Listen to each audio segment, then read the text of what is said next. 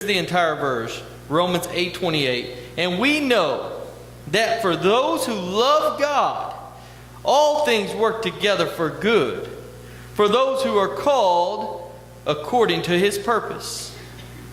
I'll read it again. And we know that for those who love God, all things work together for good, for those who are called according to His purpose. That's a beautiful and wonderful verse.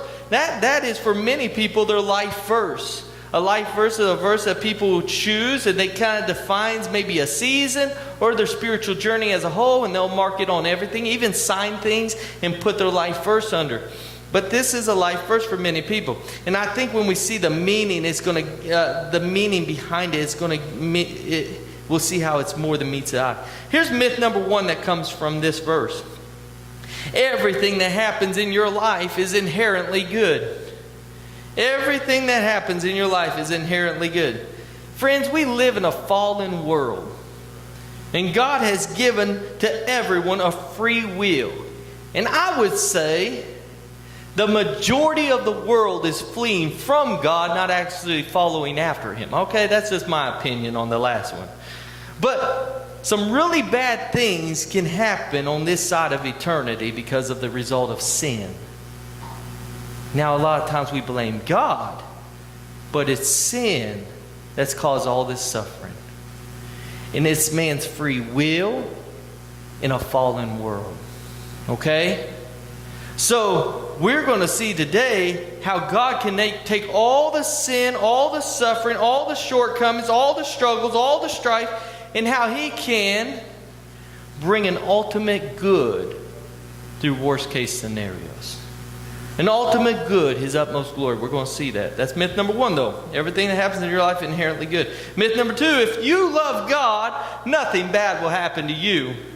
So when something bad happens to you, that's when the religious folks say you must not be loving God as much as you should be. There's something wrong with your relationship with God because nothing happens to those who love God. That's myth number two. But let me tell you, Jesus Himself said in John 16:33, in this world you will have trouble. But take heart, I have overcome the world. That was Jesus, all right? You go to Paul, who wrote this very verse, and he experienced severe hardships. A list. Beaten, shipwrecked, in prison. I mean, he had people conspiring to take his life constantly. So, he remained steadfast in his faith because of Romans 8:28 and what it means. And we're going to see that. Myth number three.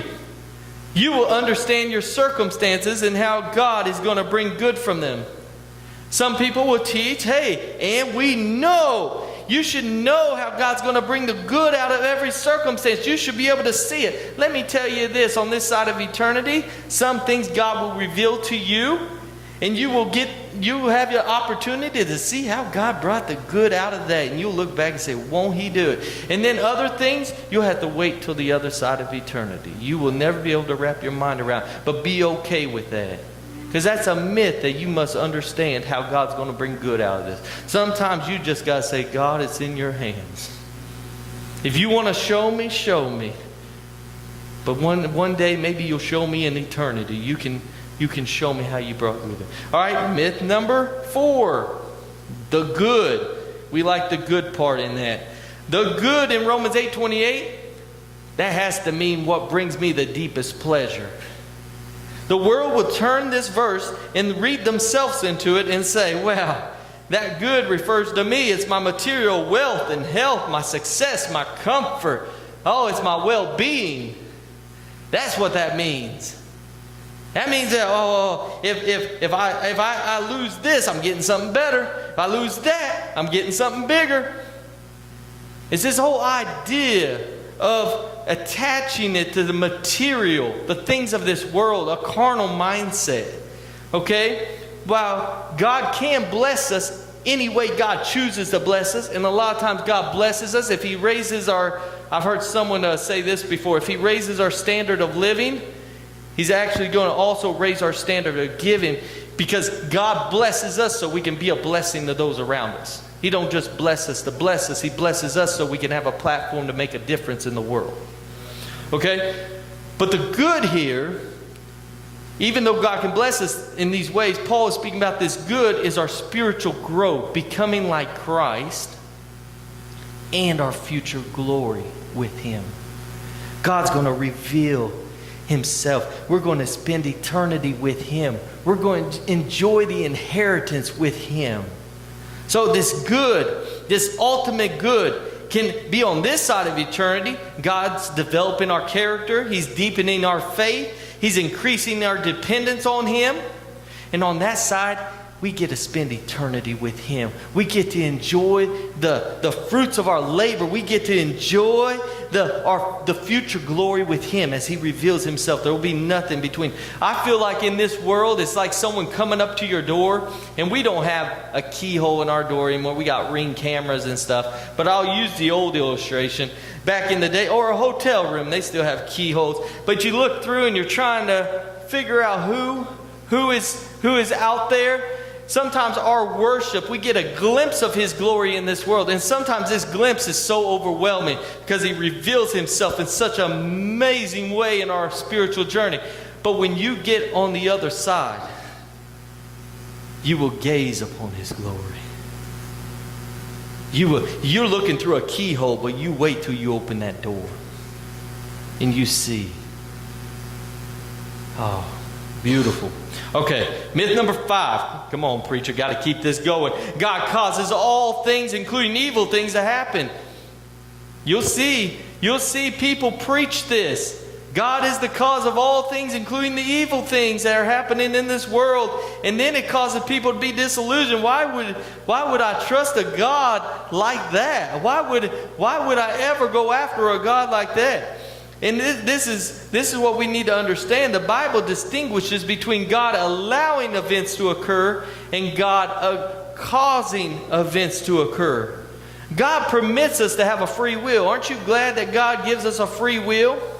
Because we're not robots today. We're not AI today. We're not just walking around mechanically today. He's given us a free will. We can make a choice today. We can choose to follow after Him. We can choose to flee from Him. We can make a choice today. We can make a choice today how we prioritize our life. We're not some random algorithm and it chooses for us. We make a choice. God made us this way and He gave us a free will because He wanted us to freely and fully love Him. He didn't want us to program us to love Him. He wanted us to freely, fully choose Him. Okay? We need to understand that even though God doesn't cause the events, He allows them, but He works through the circumstances and challenges in our life to bring about His purposes in His overarching picture. Everything fits in. My bad decisions, they fit into His overarching picture. How? Only God knows how He weaves them in. My bad days, they fit in. So, myth number 6. This verse applies to everyone, whether you believe in God or not. So that a lot of times people will accept the universal promise they think it's a universal promise for all people.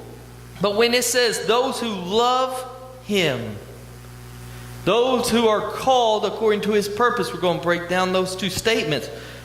It's speaking about a specific people, the people of God. Okay? God is working all things for good for those who love Him, who align their lives with His purpose. Okay. Myth number 7. Since God is working all things together for good, some of you guys are like this, it eliminates personal responsibility. It doesn't matter how I live, because God's going to work it all out in the end. You see a lot of Christians, it don't matter. I will hate who I want to hate. I will cause division. I will live this way because this is the way I'm wired. I'm not going to change. I'm not going to go down this other path. I'm just going to do. God's going to work it out in the end. Nobody's perfect, you know. We all got flaws. But they don't even try. They don't even try. Have you seen that? Where you just kind of say, hey, I am what I am, you know. But that's another statement. And this is so important. While God is sovereign and His plans will always come to pass, His purposes will always prevail, God's called us to live responsibly. God has called us to make wise choices daily, to pursue righteousness wholeheartedly. Our actions have real consequences. I could be setting my children up for success or be a stumbling block in their way in their spiritual lives by my actions. You could be planting seeds today and you'll be accountable for the fruit tomorrow. Okay. Myth number 8. We should passively accept suffering. We should just accept it. Without change or relief, this is our lot in life. There's nothing we can do about it. Let's just passively accept it. God never teaches that. While God encourages us to trust in His overarching plan, He desires for us to improve our circumstance. He desires for us to pray about our circumstance. He desires for us, if we can do better and be better, to take those steps and invest in our spiritual journeys. It's not just like, hey, it is what it is. Just accept it. No, God's given us a free will so we can say, hey, I don't like the way my story is going. I need to choose. God, will you help me find the path that you have in store for me? So these are just a few. This ain't even a comprehensive list, but I wanted to give you some myths because you will hear this verse used and misused in so many ways. But these are some myths around it. Here's the message of Romans 8:28 in the context of the chapter in the book.